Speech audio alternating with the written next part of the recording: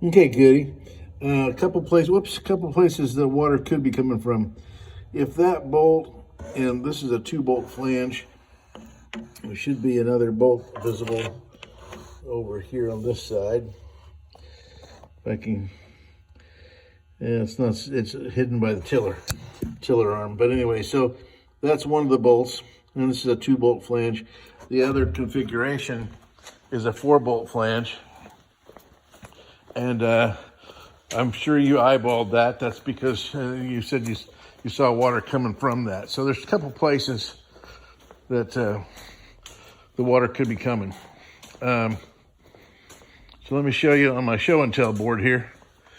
Okay, I have a 2-bolt flange packing gland here. And I also have a 4-bolt flange packing gland.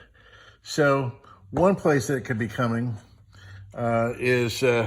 now this piece is missing a piece of brass right here that goes down through here, but that goes down through the bottom of the hull. But anyway, basically, if this is bolted onto your keel, so it's bolted onto your keel, so water could be coming from underneath, through the keel, around those pieces, and your bolts could be loose. And that may be where your water's coming from. You can tighten the bolts and you can reduce the water flow quite a bit. Matter of fact, you can almost eliminate it completely. The other place it can be coming is it can be coming from the packing gland itself. Here's what I kind of suspect though, because your boat's been sitting out of the water for at least a year. It's probably dried up. And these bolts can just be tightened and the problem go away. But if not, then what you would do is, this works the same way as the prop shaft packing gland did. Let me see if I can hold my camera and show you the packing gland. So as far as the packing gland goes, this is a lock nut. This is a jam nut. These two nuts jam together to keep this from loosening or tightening, and generally it won't tighten, it's just gonna loosen. So you would loosen this jam nut, all right, back it out of the way, because what we're gonna show you how to adjust this, and adjust just like you did the prop shaft.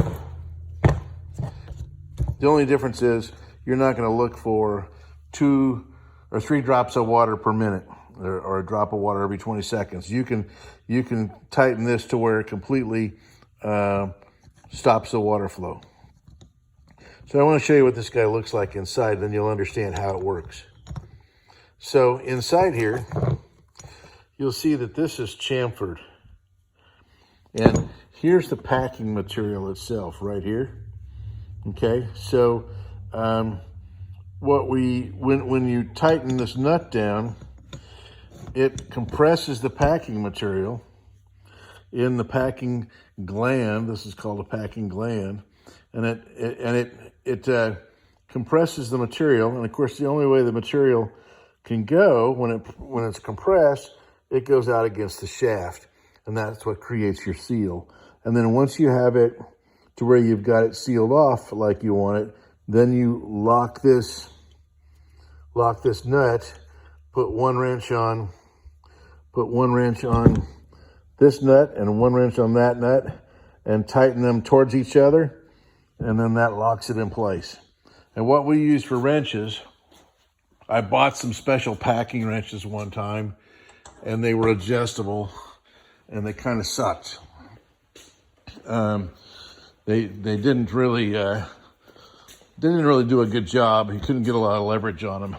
So what we end up using is some large sized channel locks. We use 2 of these. Boy, what a mess that is. I'm embarrassed about that. So anyway, we use it's a pretty good size set of channel locks, 2 of them. And let me get you the size here. Get a tape measure.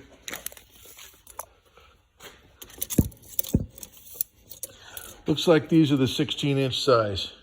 channel locks. So the next size down might work, but I know these work, and those are handy to have in your boat toolkit for both of these packings, for both of these packing glands. So hopefully this is helpful, Goody.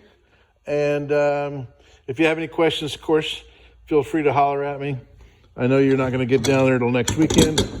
So if you have any questions next weekend that aren't answered by the video, then feel free to holler at me next weekend. Thank you, sir.